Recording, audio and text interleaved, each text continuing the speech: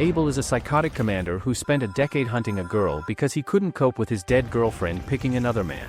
This delusional British simp went from painting pretty flowers to blowing up pirate ships with experimental cannons, all because Helena friendzoned him for a Dutch guy and he never got over it. But before any of this, in a fight on a ship in the middle of the sea, a young boy runs with a girl named Fenna and helps her get to a small escape boat. After that, Fenna's father tells her to go to a place called Eden. The boy named Yukimaru puts her on the lifeboat, pushes it into the sea and promises that he will find her one day. 10 years go by and now Fenna, who looks like a girl straight out of a Barbie movie, stands on a balcony in a place called Shangri-La while singing to herself. Meanwhile, in this strange and creepy city, some people sit around and talk about a pretty girl with pale skin and silver hair. They wonder when the bidding for her will begin, so some rich lord can finally see her face up close.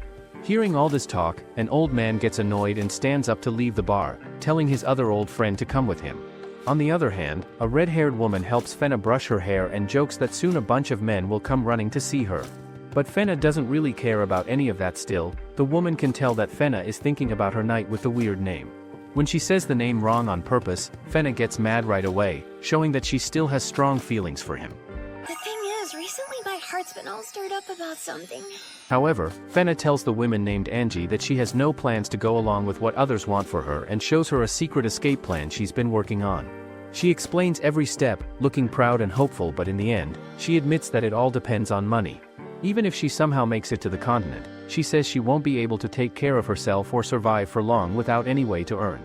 Yet, Fenna says she has figured it all out and will just steal money from some rich guy instead. That's when Angie finally understands. Fenna put herself in the auction on purpose so she could find a rich man to rob. Fenna then pulls out a small bottle and shows Angie the witch's whammy, something she got from Elsa the pharmacist. She explains that it's actually an aphrodisiac, but when mixed with wine, it turns into a strong sleeping potion. Fenna explains that once the rich guy drinks the potion and passes out, she'll take back all the money he used to buy her. Then she'll tie the curtains together to make a rope and climb out of the tower to escape. But since there's a chance the sleeping potion might not work or she might not be able to find a boat in time, Angie thinks the whole plan sounds pretty bad. Fenna agrees there's a chance it could fail but says nothing will stop her now. Angie just shakes her head and tells Fenna she's not even going to try, because like always, she'll probably mess it all up at the first little problem. When the time finally comes, Fenna is taken to a man named Maxiver by her manager. The manager warns her that he's a bit strange but tells her to just go along with it and give herself to him. If Maxiver ends up liking her, he'll spend a huge amount of money on her, and she'll get to keep 1/10 of whatever he spends. As they go up the tower, where the Primi Noctis usually happens, Fenna wonders why they're going higher than the second floor.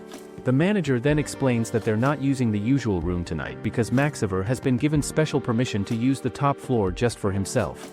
Fenna quickly realizes that her plan is already falling apart, since she was planning to climb down from the second floor, not all the way from the top floor. Feeling hopeless, she drops to her knees and pretends that her stomach hurts badly. She tries to call off the meeting and says she wants to go back to her room, but the manager isn't having it and starts threatening her. Just then, the manager notices Salman nearby, who gives a small signal. Right after that, Otto comes swinging in through the window and knocks down the bodyguard standing on the stairs, turning the whole situation upside down. Salman quickly knocks out the manager and tells Fenna that they've come to rescue her. As she looks at the two men, she suddenly realizes that they're an older Salman and Otto, the same people from her past. Fenna agrees to run away with them, but just as she's about to leave, the manager grabs her leg. Furious, Fenna kicks him hard, forcing him to let go. After that, the manager rushes to Maxiver Jr. and tells him that Fenna has escaped. Hearing that his bride-to-be run away, Maxiver becomes furious and beats the manager in anger and yells at him to go and find her immediately. After that, Fenna pulls out the map and quickly draws the route they need to take to escape. As they move, some soldiers spot them. Salman grabs a wooden stick and decides to stay behind to fight them off, giving Fenna and Otto a chance to run. Meanwhile, the manager questions Angie, demanding to know where Fenna went. But Angie honestly says she doesn't know and explains that Fenna never said anything about getting help from outside. Maxiver, growing more annoyed and angrier, grabs a bottle and tries to attack Angie to force her to talk. Before he can do anything, a high-ranking officer steps in and stops him, saying he won't stand for any mistreatment of women. He then tells someone named Cody to take Angie outside and offer her some tea. What? Meanwhile, Salman is overpowered by the soldiers, beaten up and tied down as they start questioning him about where Fenna went. However, Salman says he doesn't know anything and even acts like he doesn't have any teeth, making the soldiers angry. One of them threatens him, saying if he keeps messing around, they'll knock out whatever teeth he has left. Up above, Keat and Enju are watching the whole thing from a rooftop. They wonder if they should step in and help, but since they find the situation kind of funny, they decide to wait and see if the soldiers actually try to take their teeth out. Fenna wonders how Otto found her, but Otto had started to fall behind, breathing heavily and didn't hear her. She wonders if he needs a break, but he denies and wishes to continue. Some men then find them and knock out Otto. They decide to have some fun with Fenna, before they kill her. Oh my god! Fenna starts praying that Yukimaru saves her. In that moment, in a blink of an eye, the men start falling one by one. As the last man falls, Fenna opens her eyes and sees a man standing in front of her. Seeing his eyes, she tells him she knows him and that he is different than the other men, and that he saved her just like before. As she is sure this is Yukimaru, he hits her with a stick and knocks her out, commenting she is yappy as ever and annoying. Afterward, Fenna, Otto, and Salman manage to escape from Shangri-La on a small wooden raft, with a little dog that had followed Fenna joining them. As Fenna wakes up, Salman tells her that she's been asleep for almost a full day. Otto says that she should rest more since they finally made it out. Sitting beside her, Salman then says sorry and asks what she really wanted them to do in the first place. Fenna looks at both of them and smiles, saying that what they've done is more than enough and this escape is exactly what she had hoped for. Hearing Fenna's kind words, both Salman and Otto get emotional and start crying. Then, Fenna looks at the small dog and asks them where it came from. They tell her that the dog followed her all the way here on its own. As they all sit together, Salman notices a scar on Fenna's forehead and asks how she got it. Fenna tells him that she got the scar from the helmeted swordsman, the one who saved her life. However, it turns out the same swordsman also saved Salman, so Fenna asks Otto if he knows who the guy is, but Otto doesn't answer her. At the same time, a strange island shows up out of nowhere, and Otto says it's called Goblin Island. Meanwhile, some people are already on the island, waiting for Fenna and the others while wearing cheap-looking cosplay costumes. Soon, Fenna's group docks at Goblin Island, and Otto tells Fenna that an old friend lives there, someone who once saved his life back during the Spanish War. Soon, they arrive at a house that belongs to a man with long white hair who introduces himself as Sonata. Fenna asks him to tell her why she's here, so he decides to start by explaining the history of the place. He says that their great-grandfathers lost their rudder during a big storm, and their ship ended up getting stuck on the beach. The one who saved them and gave them this land was the lord of the island, a member of the Houtman family. Ever since then, they have protected the Houtman family's descendants as a way to repay that debt. After saying this, Sonata tells Fenna that Franza was a close friend of his, someone he fought beside in many battles, and then he reveals that Franza is actually Fenna's father. Sonata swore to protect the Houtman family after they saved his shipwrecked great-grandfather from almost dying a long time ago and also taught his crew how to survive on the island. Sonata then gives Fenna a small, clear stone and tells her that her father wanted her to have it before he risked his life on his final journey. However, Sonata also believes that whatever they are supposed to protect is hidden in the place where the stone came from, but many years have gone by without them finding any answers. He then asks Fenna if there's anything else she knows or wants to share about the stone, but Fenna says she has never seen anything like it before. However, Sonata tells her that her father had told her about it in the past, but Fenna says she doesn't remember anything at all. Later, Fenna takes a bath and wants to sell her bath water drops in a soap like Sydney. The next day, Fenna meets a girl named Karen, who is there to show her around the place, so Karen starts the tour by taking her to a spot where swordsmiths are busy making swords, but Fenna doesn't pay any attention and completely ignores her. After that, Fenna walks over to a bow shop and notices that all the bows look really pretty. The seller sees her looking and asks if she's interested, mentioning that the color of the bow looks different when it's out in the sunlight. After that, Fenna takes one of the bows outside to try it out and asks the seller what his name is, and he tells her it's Makaba. Just then, Karen shows up and tells Fenna that the bow is special because only Makaba knows how to make one like that. She also says there's only one person who can actually use that kind of bow, and later on, they go to visit him and watch him in action as he shows off his skills. It turns out that Fenna doesn't know how to use the bow properly and messes up while trying, so the guy walks over, stands behind her, and reaches out to guide her hands in order to teach her how to use it the right way. Just then, another homeless-looking kid shows up and says it's time to make kobaru, which is a small meal people eat between breakfast and lunch. While they're preparing the food, two brothers start acting weird and overly friendly with Fenna, so Karen tells her she can squash them whenever she wants and jokingly calls them Ant 1 and Ant 2. Later that night, Fenna runs into Yukimaru, the same boy who had saved her life back when they were kids. She tells him it's been a long time and points out how much taller he's gotten, but he stays quiet and doesn't show any reaction. Instead, he tells her to stop talking and lightly and hits her glory hole, which makes her mad. Yukimaru starts wondering why Franz would bring his daughter on such a dangerous trip, but he figures that if the goal of the journey has something to do with her, then it actually makes sense. Later that night, Fenna cuts her hair and visits Sanada looking like Barbie on diabetes. Fenna tells him that she started to believe it too, and that she made up her mind to try and remember the day she once wanted to forget more than anything else. As she thinks harder, she finally remembers the last word her father ever said to her, Eden. The next day, Sanada gives Fenna a ship and sends his best group of warriors to go with her, so they can protect her on the journey as they set off to uncover the secret of the clear stone and the meaning behind the word Eden. Meanwhile, at a pirate ship some people are ready. A royal naval officer named Abel, who is assigned to find Fenna and bring her back to Shangri-La, enlists the help from a group of female pirates captained by Grace to look for her. Abel tells Barbarell to find Fenna no matter what, but then Grace asks Abel if the officials are afraid of some island pirates, but Abel tells her that if it becomes known that soldiers visit the island frequently, then it will no longer be able to function as a free city. Grace realizes that it's not just America's farms that are under English control but also the free cities, and she decides to help Abel. Meanwhile, Fenna and her crew are on submarine and Fenna asks Karen the name of the ship, which is Benito. Afterward, Karen asks the others where Yukimaru is, and they tell her that he is playing with his monster somewhere as usual. Fenna then tells everyone that she has to buy some more clothes because she can't keep wearing some old grandma's frock.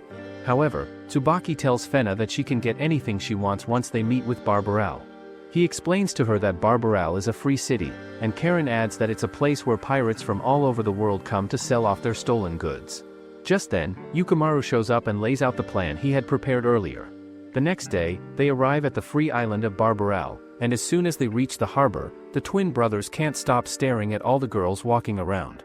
At the city, Shirtan starts flirting with some older ladies while Karen runs around checking out the area, but the others tell her to stop wandering off because they need to eat something first. Meanwhile, Fenna and the twin brothers decide to look at a few clothing shops before heading to any restaurants. After that, Fenna and the warrior twins, Keed and Enju, pick out some new clothes and end up finding a clue about another clear stone, which is said to have come from a place called Idar-Oberstein in Germany. However, the stone is being sold at a shop and it's really expensive, but the shopkeeper turns out to be a creepy old guy who keeps staring at Fenna's body. He says that if he gets one night with Fenna, they can have the stone for free. Hearing that, one of the twin brothers gets mad and quickly offers the shopkeeper a fancy lighter to trade instead. The old man ends up liking the lighter even more than Fenna and agrees to the deal. Suddenly, the three are ambushed by Maxiver, who is now leading a group of hired pirates and mercenaries that were given to him by the British soldier able to capture Fenna. The twins and Yukimaru fight back and manage to hold off the attackers, but during the escape, Yukimaru gets hit by a musket ball while protecting Fenna. Once they're safely back out at sea, Tsubaki scolds Fenna and the twins for being careless and acting without thinking. Later that night, Maxiver Jr. is about to be tossed overboard to his death, as Cody tells him that Abel no longer needs his help. The next day, Fenna wakes up on the ship as they get ready to sail toward the German village of Liber-Oberstein. While on board, Fenna gently wraps some bandages around Yukimaru's injured arm and tells him she's sorry for how she acted earlier, but Yukimaru says that she finally made her point for the first time, and that it's okay. Then Fenna says she wants to work hard and do something for herself, but Yukimaru gets upset and tells her to stop putting herself in danger all the time. Just then, Fenna and Yukimaru start arguing and even Shirtan finds it strange, so he steps in and stops Yukimaru, asking what's going on, but Yukimaru doesn't say anything and just walks away. Later on, Fenna goes to Shirtan and asks him to teach her how to use a weapon because she wants to be able to protect herself too whenever things get dangerous.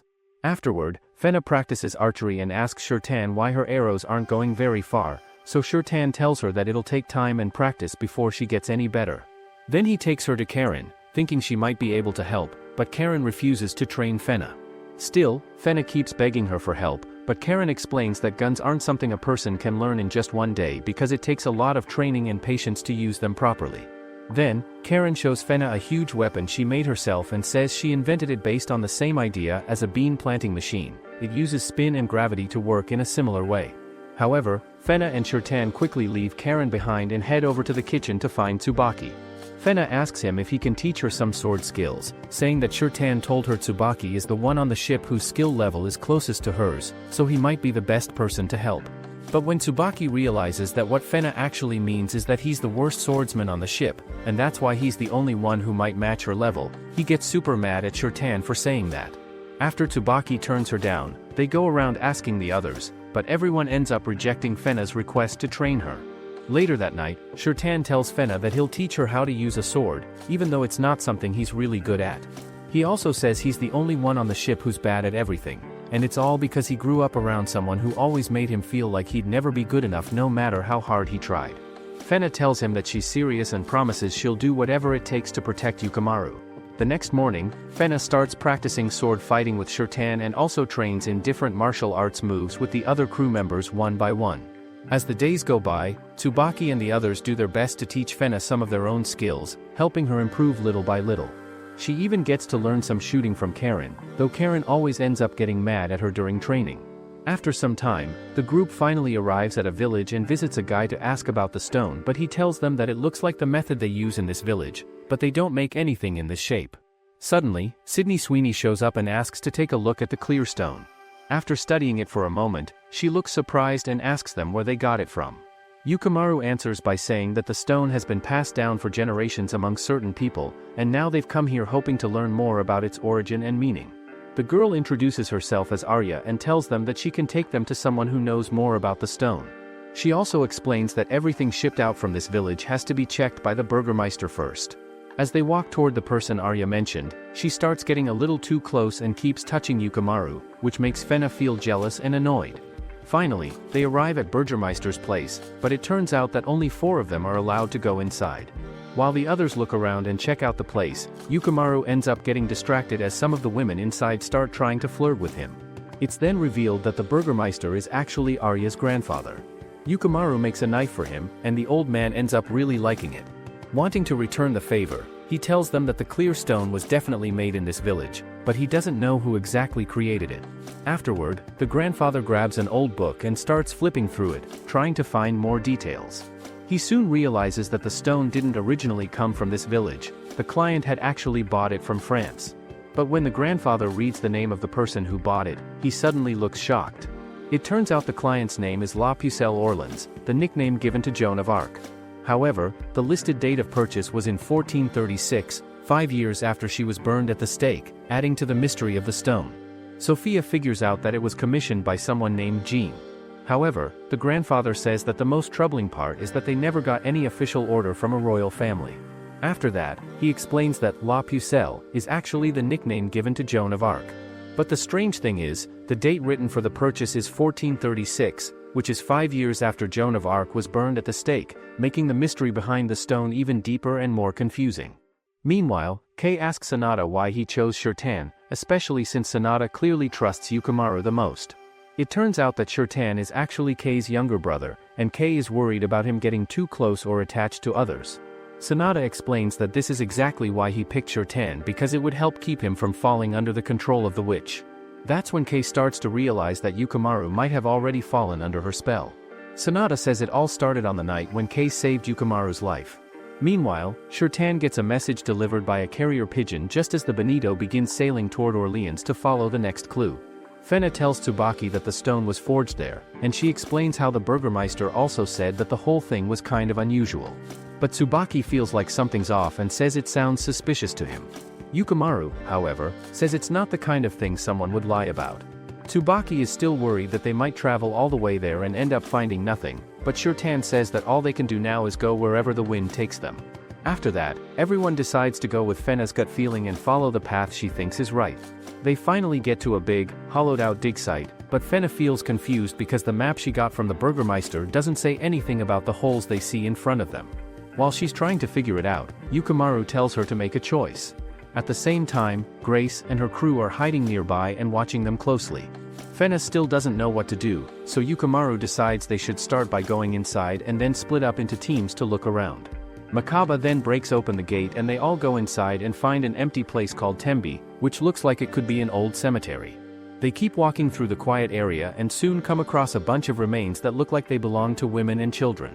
Shirtan starts to wonder why these people ended up here. Maybe they were forced to come and took their own lives, or maybe they were sick and kept in quarantine. After that, they reach another spot where the tunnel splits into 2 different paths. Yukimaru once again tells Fenna to choose which way to go, but she hesitates and says she just guessed the last time. Even so, Yukimaru tells her again that it's up to her to decide. Afterward, Fenna starts getting mysterious visions as she leads her crew through winding catacombs below the temple, unaware that Grace and her own pirate crew are following behind. Meanwhile, Grace and her crew start walking into the temple too, and they also stop when they reach the two different paths in the tunnel.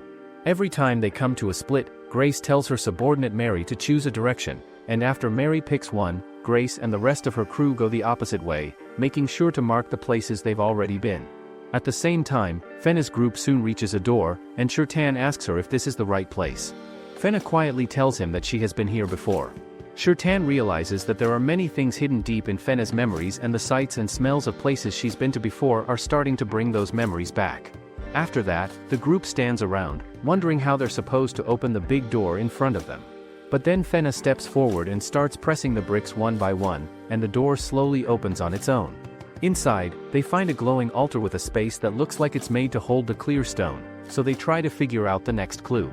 They place the stone in the slot, and Karen notices some small scratches on it.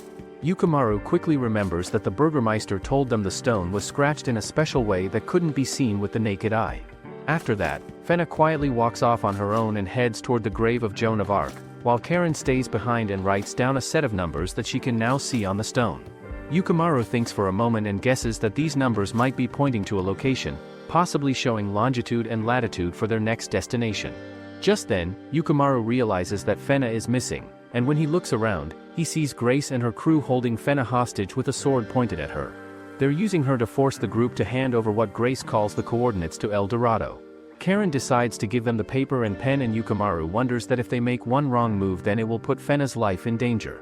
However, Karen reluctantly hands over the paper with the numbers, but Grace suddenly kicks her without warning. One of her crew members then asks if they should go ahead and kill the rest of the group. Grace stops them and says that these people aren't just ordinary mercenaries. She says she knows who they really are, descendants of the Death Brigade, the ones who wiped out 3,000 Spanish soldiers without much effort, a group of feared killers for hire who were once known as the very incarnation of Lucifer himself. However, Grace then makes the shocking decision to take Fenna with her, leaving everyone stunned and unable to stop her.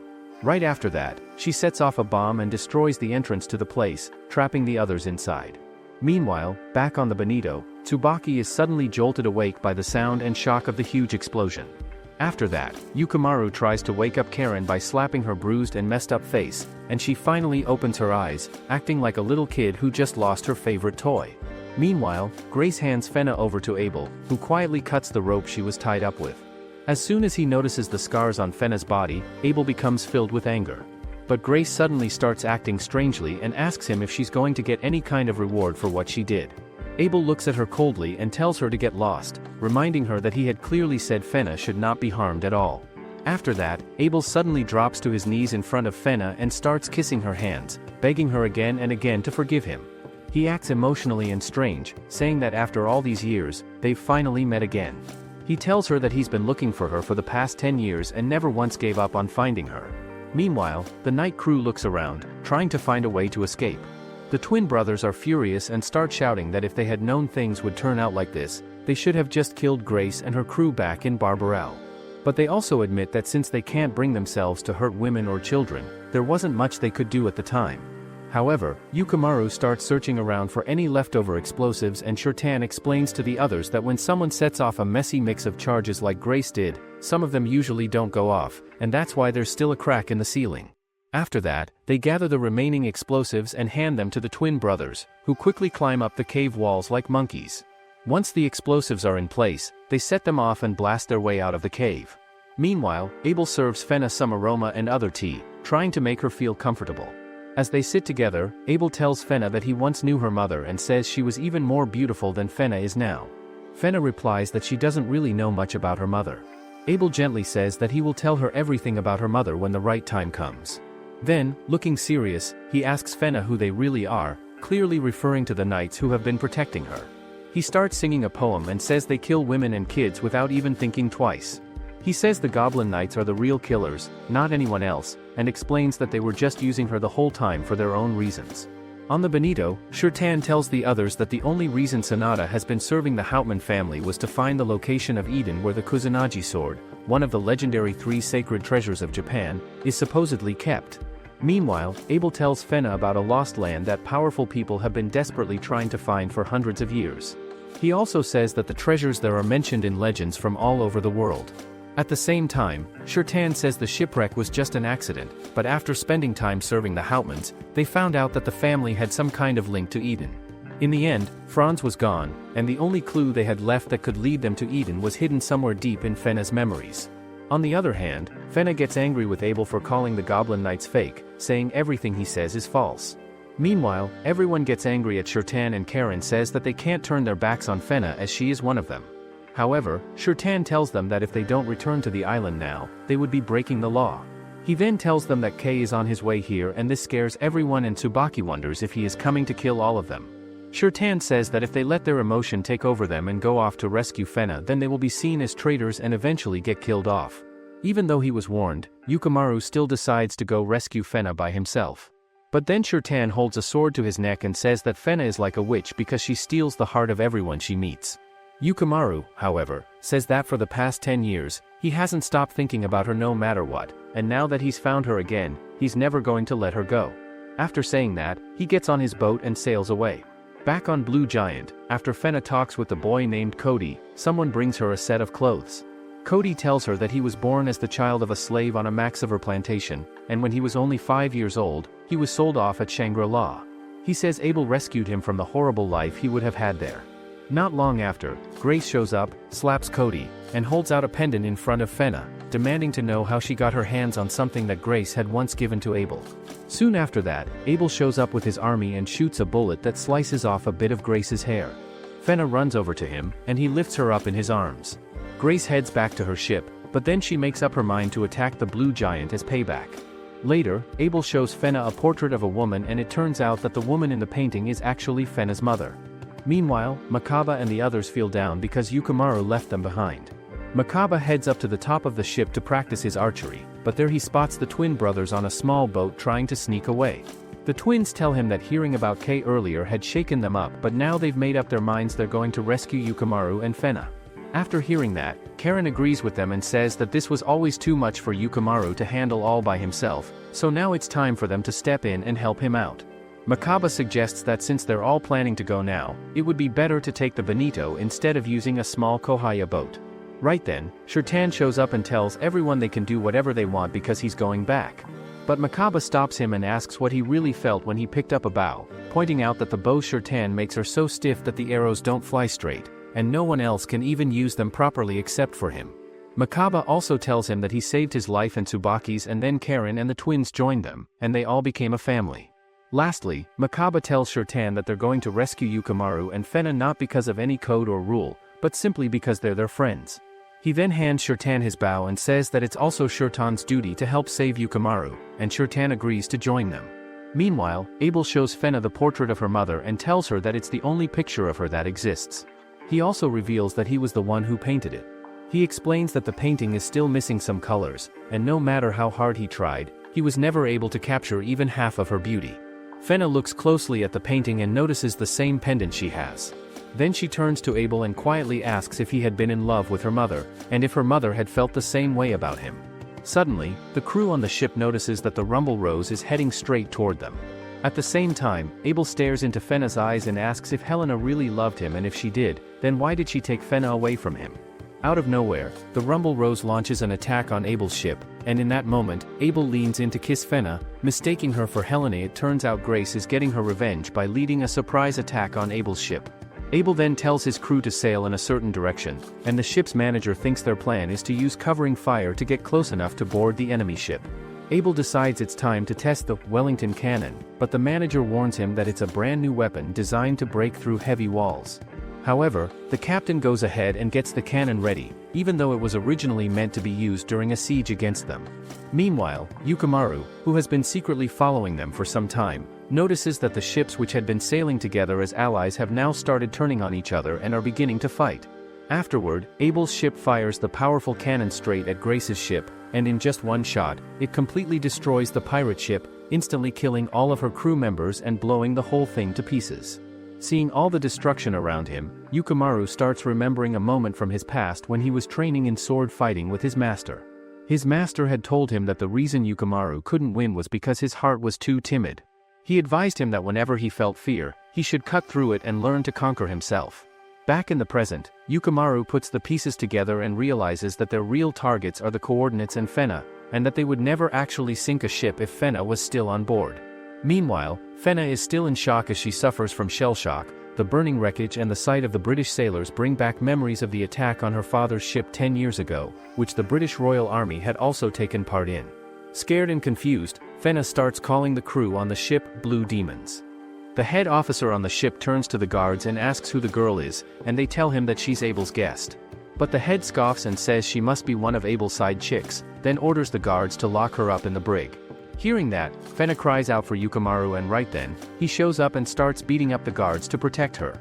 Afterward, all the soldiers point their guns at Yukimaru, but he tells Fenna to stay calm because he's there to protect her no matter what. Suddenly, Abel shows up and shoots Yukimaru twice with his tri-barrel gun. As Yukimaru falls to the ground from his wounds, he realizes that Abel was the same man from the attack on Franz's ship. Just when the guards get ready to go after Yukimaru and Fenna, Shirtan shows up out of nowhere and fires arrows at the guards, stopping them in their tracks. After that, the rest of the Goblin Knights show up and one of them shoots the head officer of the ship as well.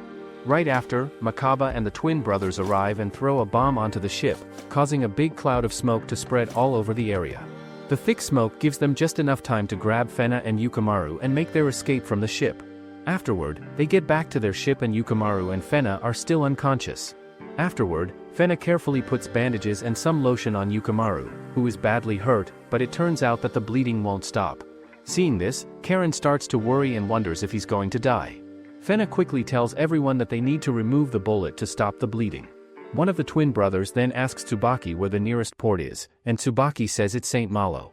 But he also says it's too far, and suggests they head to Chowan instead, since they know a doctor there. He then tells Keed, one of the twins, to go tell Makaba and Enju to change course and sail toward Chowan. The next day, the Benito rushes into the port at Chowan just in time to get Yukimaru to a doctor, who quickly removes the bullets from his body.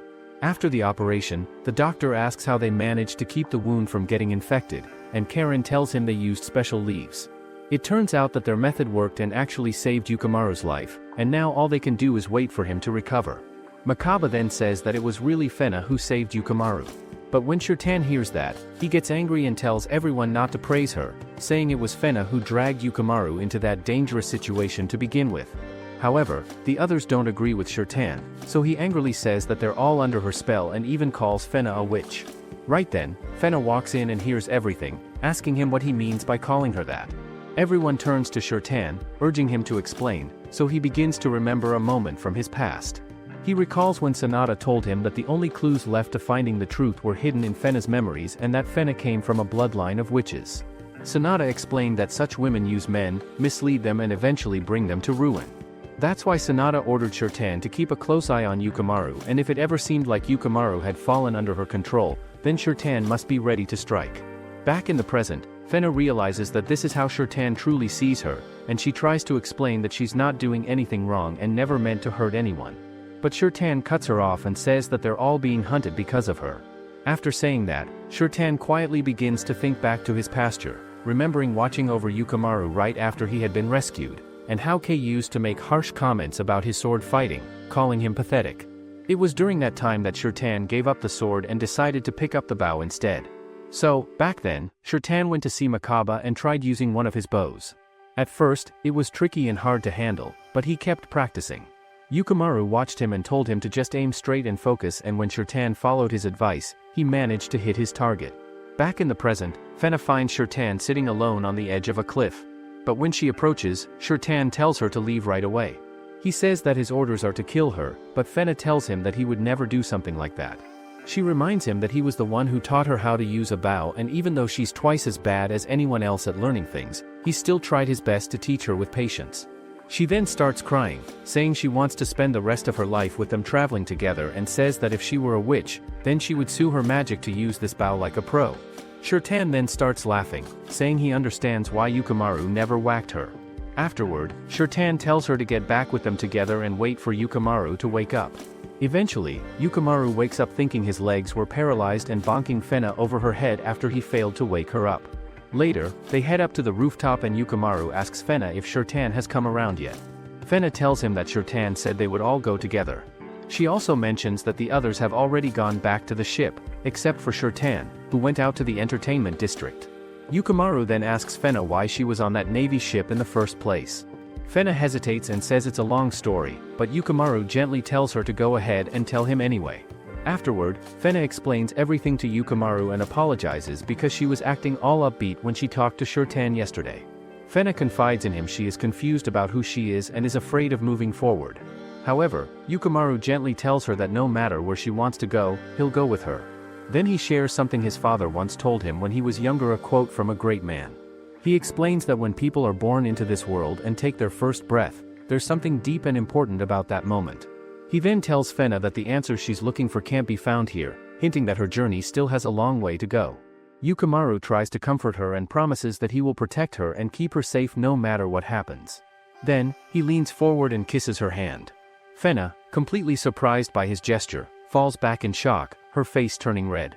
Somewhere else, Abel sits alone, painting a still life of a bowl of fruit with Helena's portrait hanging behind him. As he works, he softly whispers to the painting, promising Helena that they will see each other again very soon. Meanwhile, Abel stands quietly, staring at the picture of Helena. Cody walks in and tells him that the captain wants to know if he has any special instructions about where they should head next. Abel replies and tells him to set a northwesterly course. After Cody leaves, Abel suddenly breaks down in tears, remembering his time with Helena. In his memory, he's in a beautiful garden, sketching a picture of some flowers when it begins to rain. He then walks through the garden looking for Helena, and when he finds her, she looks stunned, so much so that he can't take his eyes off her. Helena dances at first, carefree, but then she stops in front of him and asks if he's lost too. She tells him that she's lost too, so now she's just dancing to pass the time. Helena then introduces herself and asks for his name as well. Later, the two of them walk around the garden together, enjoying each other's company. While talking, he tells her that he's a prince, trying to show off a little by mentioning his title. But then he admits that he'll never become a king and that he doesn't have any family or friends. Hearing that, Helena looks at him kindly and asks if he would like to be her friend instead. As time passes by, they both spend most of their time together hanging out and doing all kinds of talks. Eventually, Abel and Helena fall in love and begin a relationship. As they grow older, one day Abel finds Helena sitting quietly in the garden, but before he can reach her, the king's butler, Franza, comes and takes her away. Later, some girls are seen gossiping nearby, whispering that Helena ran off with a Dutchman named Franz while she was carrying the king's child. Meanwhile, Abel listens to their conversation from behind a wall, hidden from view. When he hears one of the girls say that Helena deserves to die for what she did, his heart sinks and he quietly walks away. Years later, someone informs Abel about Helena, and he rushes towards the castle prison where he finds Helena behind the bar with small hairs like a man. Abel starts freaking out and says that he would have cared if she was trying to have a child with his father. However, Helena explains that Franz told her the child's father had to be him, because if the father wasn't a king, then La Pucelle could never be born. She sits down in front of Abel and gently tells him not to cry, saying that her role in everything isn't over yet because now she has to return to Eden. Helena then shares her wish to go back to Eden, and she offers Abel a chance to see her again someday. She tells him that if he ever crosses paths with her daughter, that might be the way for them to reunite. Realizes the lyrics have matched closely with her travels thus far, like from the maid slumber to the stone that shows the way to the very end, it matches perfectly. Fenna then asks Yukimaru if he thinks that the words to the song point the way to Eden, as she says that when she first came to the island, Sonata told her that her father ought to have told her about it in some way or another. Fenna realizes that the lyrics of the song closely match everything she's experienced on her journey so far, from the maid's slumber to the stone that shows the way, all the way to the very end. It all lines up perfectly. She then turns to Yukimaru and asks if he thinks the words of the song might actually be pointing the way to Eden. Fenna also tells him that when she first arrived on the island, Sonata mentioned that her father must have found some way to tell her about Eden, even if she didn't understand it at the time. However, Fenna also mentions that Grace had said they needed both the coordinates and her, which makes her believe that if the song was something only she was taught must hold clues to where Eden is. She then says that if the song truly points the way, then the Shrine Maiden might be the key, and that place could be the one spot they haven't visited yet. Yukimaru then asks Fenna if she remembers the pedestal, the one that clearly looked like the face of a clock just like Karen had guessed. He explains that the information it gives is about time and direction, but the stone they found only had the time marked on it. So now he's wondering why the direction part was left out, or maybe if they're actually supposed to match the time from the stone with directions hidden somewhere in the lyrics of Fenna's song. Realizing that the song title Vice Versa is a clue on its own, Fenna and Yukimaru put the pieces together by combining the lyrics of the song with the Roman numerals carved into the stone. By doing this, they managed to figure out a set of coordinates that might lead them straight to Eden. Later on, Fenna shares her plan with the whole group, and after looking over the details, Tsubaki realizes that the location isn't actually that far away. He then looks around at everyone and asks if they're all ready to go. Seeing everyone gathered and ready, Fenna speaks up and says that so many things have happened to her, and for the longest time, she never understood why any of it was happening. She admits that she didn't know what to do or where to go, but now she believes that all the answers she's been searching for can be found in Eden. Afterward, Fenna and her crew sail toward the coordinates, but Karen starts to feel that something about the whole situation seems strange, and Tsubaki agrees with her. Karen then asks him where Fenna is, and he tells her that Fenna has been in her cabin and hasn't come out for a while. Curious, Karen heads to Fenna's cabin and lets her know that they're almost at the location. Fenna admits she's nervous and unsure of what's waiting ahead, but she's also confident that Eden is very close. Meanwhile, up on the deck, everyone uses scopes to look at the island in the distance except for Fenna, who seems lost in her own world. Suddenly, the whole area begins to shake, and right before their eyes, an uncharted island starts rising out of the ocean as if it had been waiting for Fenna all along. Karen watches in awe and realizes that Eden must be hidden somewhere on this mysterious island. After that, the crew lands on the island and starts exploring it together. Everything around them is so white and bright that Shirtan squints and complains that all the white stuff is making his small eyes hurt. Fenna begins to lead the way and tells everyone to follow her. As they walk, Shirtan quietly mentions that she doesn't seem like the same person she was before, almost like she's not being controlled anymore. Yukimaru agrees and says it's just like Fenna said earlier, that when she finally made the right choice, someone would come to guide her. Afterward, they all continue following Fenna through the thick greenery until they reach a stunning waterfall. Yukimaru stares at it for a moment and says he has a feeling there's something hidden behind it. Karen quickly instructs the twin brothers to go behind the waterfall and investigate it, and then the twins uncover a cave behind a waterfall and follow the path. They start walking through the cave and soon find an exit, but when they step outside, they all stop, surprised to see huge buildings in front of them. The group decides to walk down the path that leads into the ruins. After that, Fenna begins leading them again, and Shinto looks around and realizes these are just old ruins with no signs of life anywhere. At the same time, Karen says that Fenna's gut feeling has gotten better, like everything is becoming easier to understand. Fenna nods and says that ever since they reached land, all the doubts she had are slowly going away. However, Karen asks Fenna about how close she is with Yukimaru, but Fenna starts acting strange and avoids answering. After a while, they reach a huge room, and Fenna tells everyone that they need to go inside. Without waiting, Yukimaru picks up Fenna and jumps in with her, which makes Fenna blush a lot again. At the same time, Abel and the captain arrive at the place, and the captain is shocked to see that the long-lost treasure is actually there. Meanwhile, Fenna and the others walk into the big room, but all they see are a few books that look like no one has touched them in a very long time. Suddenly, Fenna points toward another direction, and everyone turns and stops in front of a huge door. They all stare at it and wonder how they're supposed to open something that big. Fenna looks at them and says that from this point on, they won't need any keys anymore because the only thing she needs now is the calling. She gently pushes the big door, and to everyone's surprise, it slowly opens while the whole place begins to shake.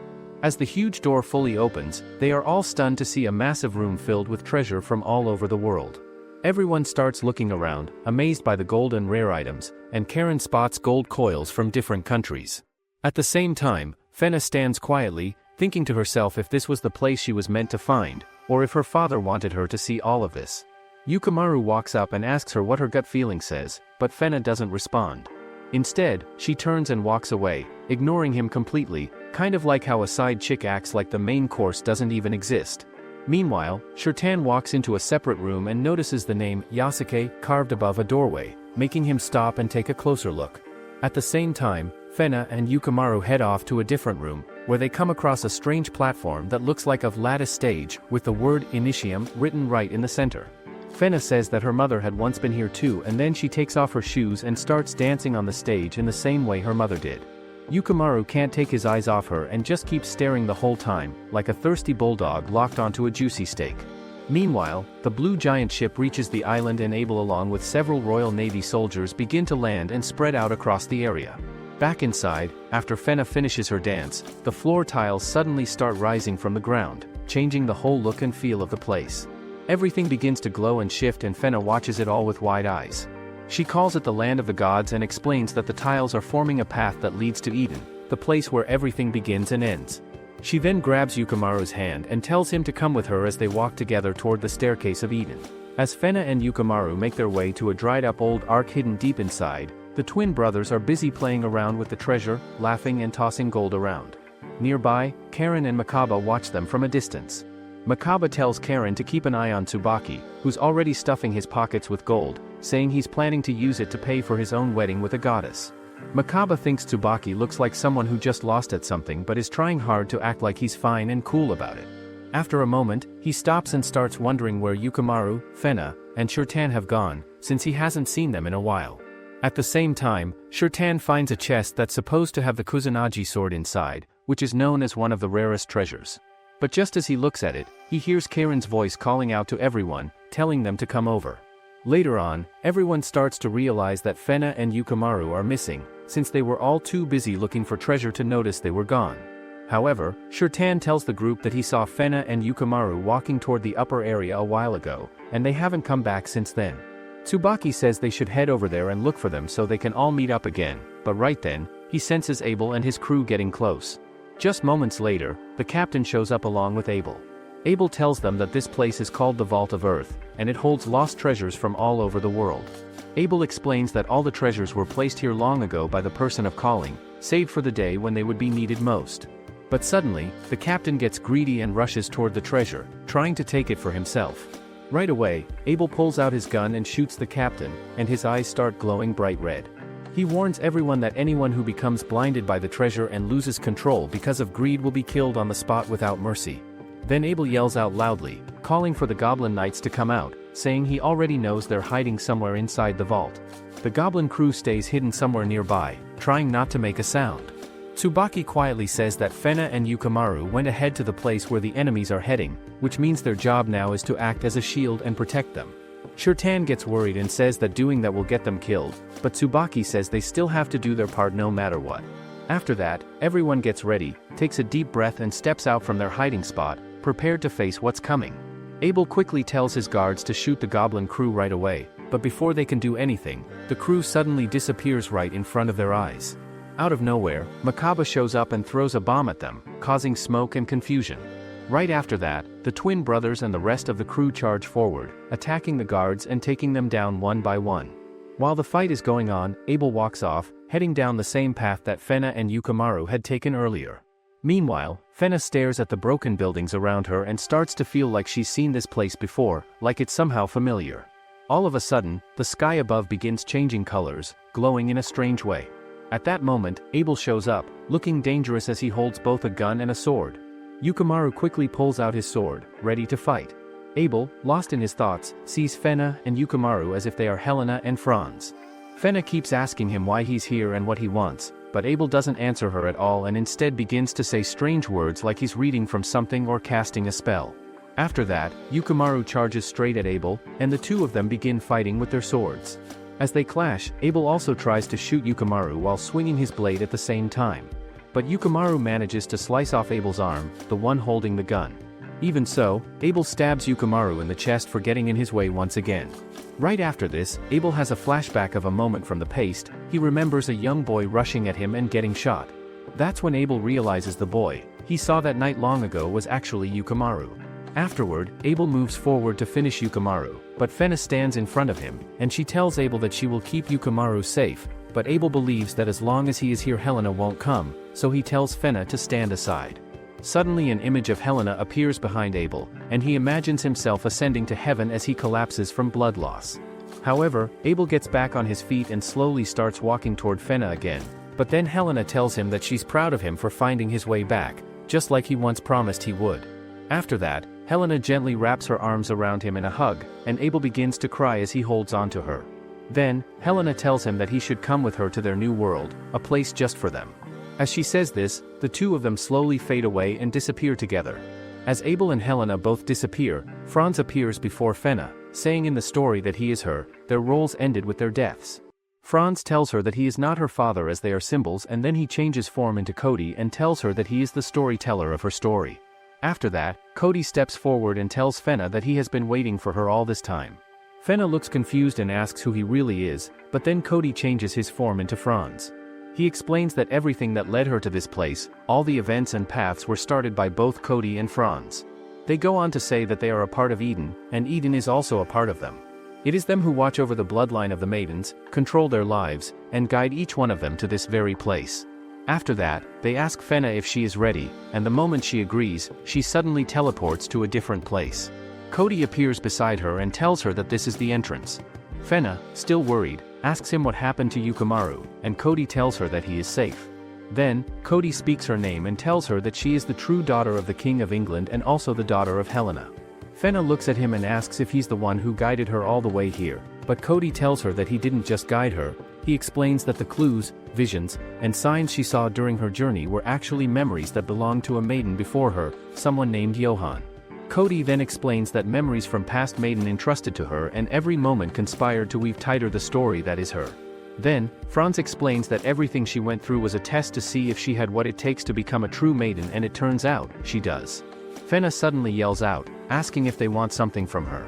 Cody answers that what they've been searching for is a being who could handle the growing number of souls in the world, and once they choose that person, they would have that being test all of humanity.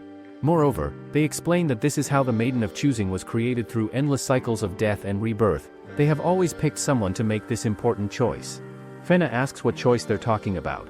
Franz then tells her that she must decide between two paths: either let the world keep going the way it is now, with all its problems, or reset it completely, starting over with only herself and a few other, pure souls.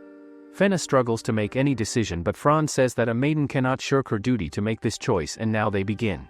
Cody shows Fenna the flashback where her mother was put on fire, and then Franz explains to her that mankind kills in order to protect and complete in order to survive. After that, Franz shows Fenna a vision where she watches Yukimaru and the entire Goblin crew get killed, leaving her in shock. Then Cody explains that this is what will happen if she picks the first option to change nothing and let the world continue as it is. Right after, Cody sends her into another vision, where everything looks peaceful and Yukimaru is standing right beside her. He tells her that they are now in a world where no one can die. He tells her that when the world resets, only good and pure people will be chosen to continue, so that life can move forward in a better way. Cody then explains that whenever a maiden is reborn, the person she loves or cherishes the most will always be by her side. But Fenna, still unsure, asks what will happen to everyone else who isn't chosen. Instead, Franz says that once she makes her choice, her role as the maiden will be complete, and when a maiden finishes her role, she loses all of her memories. As the island starts to fall apart and collapse on itself, Fenna remembers the words of her friends and makes her final decision.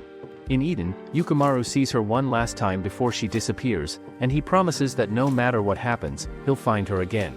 Suddenly, Yukimaru wakes up on a beach and sees Fenna standing in the water, but her hair is now dark, and it's clear she has lost all of her memories.